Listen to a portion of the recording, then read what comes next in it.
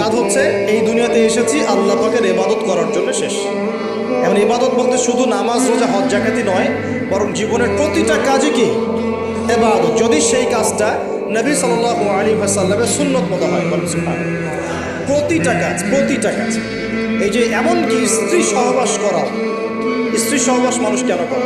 এটা আমাদের প্রবৃত্তির চাওয়া, এটা প্রবৃত্তি দমন করার জন্য হালাল পথ প্রয়োজন, হারামে গেলে গুনাহ হয়ে যাবে। এই জন্য হালাল পথে গিয়ে স্ত্রী সহবাস মানুষ করে, এর মধ্য দিয়ে বংশবৃদ্ধি হয়। এই কাজটা তো আমরা আমাদের স্বার্থে করি। ইস্তেঞ্জা পেশাব পায়খানা আমরা কার স্বার্থে করি? আমাদের স্বার্থে না অন্য কারো স্বার্থে? খাওয়া দাওয়া কার জন্য খাই? নিজের জন্য না অন্যের জন্যে? ঘুমাই কার স্বার্থে? আমার ভালোর জন্য না অন্যের ভালোর জন্য? এই যতগুলো কাজ আমরা করি, ঘুম, খাওয়া, ওঠা, বসা, চলাফেরা, স্ত্রী সহবাস, পেশাব পায়খানা, ব্যবসা বাণিজ্য, চাকরি বাকরি, রাজনীতি, অর্থনীতি, সব কিছু, প্রতিটা কাজকেই ইবাদত হিসেবে গণ্য করা যাবে যদি সেই কাজটা রাসূলুল্লাহ সাল্লাল্লাহু আলাইহি ওয়াসাল্লামের সুন্নত মতো হয়। বাস, পারা যাবে না ইনশাআল্লাহ? একটু নিয়াতটা পরিবর্তন করে কাজের পদ্ধতি চেঞ্জ করলেই ইবাদত হয়ে যাবে। বাসায় গিয়ে যদি ঘুমান, একদম ঠাপাস করে লাইটটা অফ করলেন আর এই যে মোবাইল টিপতে টিপতে ঘুম দিলেন, এই ঘুমে কোনো নেকি নাই। কি আছে? কোনো নেকি নাই, কিন্তু খালি রেস্ট নেওয়া হবে আর কি। রেস্ট নেওয়া, ওই ঘুমের মধ্যেই শয়তান এসে চেপে ধরবে, ধরে না শয়তান? চেপে ধরবে। আর যদি বিছানটা সুন্দর করে ঝাড়েন, বিসমিল্লাহ বলে লাইটটা অফ করেন, দরজাটা বিসমিল্লাহ বলে বন্ধ করেন, এই যে আপনার খোলা যে পাত্রগুলো আছে, পানি খাওয়ার পাত্র, জগ, গ্লাস, এগুলোকে বিসমিল্লাহ বলে ঢেকে দেন। ঢাকার কিচ্ছু না পেলে একটা কাঠি অন্তত বিসমিল্লাহ বলে রেখে দিতে হয়। একটা কাঠি অন্তত বিসমিল্লাহ বলে রেখে দিতে হয়। তারপরে আপনি মশারি খাটাচ্ছেন, বিছানা ঝাড়ু দিচ্ছেন, পারলে একটু ওযু করে আসলেন, এসে পড়লেন একবার সূরা ইখলাস, একবার ফালাক, একবার নাস, মানে কুল হুয়াল্লাহু আহাদ, কুল আউযু বিরাব্বিল ফালাক, কুল আউযু বিরাব্বিন নাস পড়ে ফু দিয়ে এভাবে মাথাটাকে মাসাহ করলেন একদম গায়ের নিচ পর্যন্ত। এই কাজটা আরও একবার করলেন, আরও একবার করলেন, মানে 3 বার করলেন।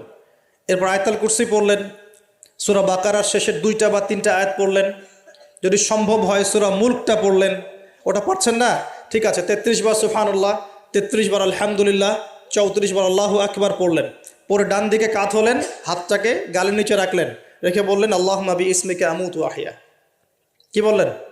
আল্লাহুম্মা বিইসমিকা আমুতু আহইয়া। আচ্ছা, কিচ্ছু পারেন না, এত কিছুই পারলেন না, শুধু ডান দিকে কাত হয়ে এখানে গালের নিচে হাত রেখে বললেন আল্লাহুম্মা বিইসমিকা আমুতু আহইয়া। এখন আপনি 4 ঘন্টা, 4.5 ঘন্টা, 5 ঘন্টা, 6 ঘন্টা ঘুমালেন।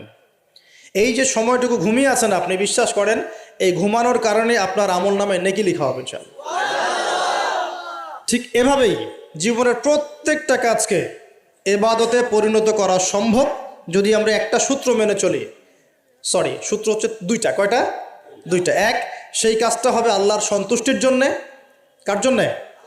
আল্লাহর সন্তুষ্টির জন্যে। আর 2, সেই কাজটা হতে হবে আমাদের প্রিয় নবী মুহাম্মদুর রাসূলুল্লাহ সাল্লাল্লাহু আলাইহি ওয়াসাল্লামের তরিকা বা সুন্নত মোতাবেক। ব্যাস, শেষ। এভাবে আপনি জীবনের যে কোনো কাজ ইবাদত বানাতে পারেন। ইবাদত। ঘুম থেকে উঠেছেন, ইস্তেঞ্জা করতে যাবেন, বাথরুমে ঢুকলেন, গান গাওয়া শুরু করলেন, সাদা সাদা কালা কালা, হ্যাঁ, গান গায় মানুষ এখন বাথরুমে। মাঝে মাঝে আমরা সফর করি, একটা বাথরুমে ঢুকে দেখি পাশের বাথরুম থেকে গান আসছে। এরকম হয়নি কখনো? ফেস করেন নাই? আচ্ছা, তো কোনো নেকি নাই? নেকি আছে? উল্টা শয়তান ধরবে ওখানে। কি ধরবে? জিন শয়তান ধরবে। কারণ জিন শয়তান ওখানে থাকে, কিন্তু দুষ্ট জিন কোথায় থাকে? বাথরুমে থাকে। এই যে আমরা বলি আল্লাহুম্মা ইন্নী আউযু বিকা মিনাল খুবসি ওয়াল খাবাইস, এটা কিন্তু দুষ্ট জিন এবং মহিলা জিন বোঝায় আর কি। ঠিক আছে, এক পুরুষবাচক, এক স্ত্রীবাচক। তো তার মানে জিনদের মধ্যেও পুরুষ মহিলা আছে, জিনদের মধ্যে বংশবৃদ্ধি হয়। ঠিক আছে, ইবলিস সম্পর্কে সূরা কাহাফে আল্লাহ পাক বলেছেন কানা মিনাল জিন, সে ছিল জিনদের একজন। ফাসাকা আন আমরি রব্বি, সে তার রবের আদেশ লঙ্ঘন করে ফাসাকি করেছিল। ঠিক আছে, তো ওদের মধ্যেও বংশবৃদ্ধি হয়। এখন বাথরুমে গিয়ে যদি এগুলো না করে বাম পা দিয়ে ঢোকেন, ঢোকার সময় বলেন বিসমিল্লাহ আল্লাহুম্মা ইন্নী আউযু বিকা মিনাল খুবসি ওয়াল খাবাইস, বসলেন, এবং বাম পায়ে, এই যে পায়ে আমি ব্যথা বলছি, যে বাম পায়ে ভর দিয়ে বসতে হয়। কোন পায়ে? আচ্ছা, এখন ইংলিশ টয়লেটের মধ্যে এখন বসেন বাম পায়ে ভর দিয়ে, কেমন করে বসবেন বলেন? আমি বলি, কিছু মনে করেন না, আমি বলি কি, আমরা প্রত্যেক দিন নামাজে বলি, সবাই বলি, ইমাম মুক্তাদি সবাই বলি গায়রিল মাগদুবি আলাইহিম ওয়ালাদ-দাল্লিন। মনে আছে? এখানে নবীজিকে প্রশ্ন করা হচ্ছে, ইয়া রাসূলুল্লাহ, মাগদুব কারা, দল্লিন কারা? আমরা যে বলি নামাজে, আল্লাহ আমাকে মাগদুবের পথ থেকে বাঁচাও, দল্লিনের পথ থেকে বাঁচাও, ইহদিনাস সিরাতাল মুস্তাকিম, সরল পথ দেখাও। তো ইয়া রাসূলুল্লাহ সাল্লাল্লাহু আলাইহি ওয়াসাল্লাম, এই মাগদুব কারা আর দল্লিন কারা?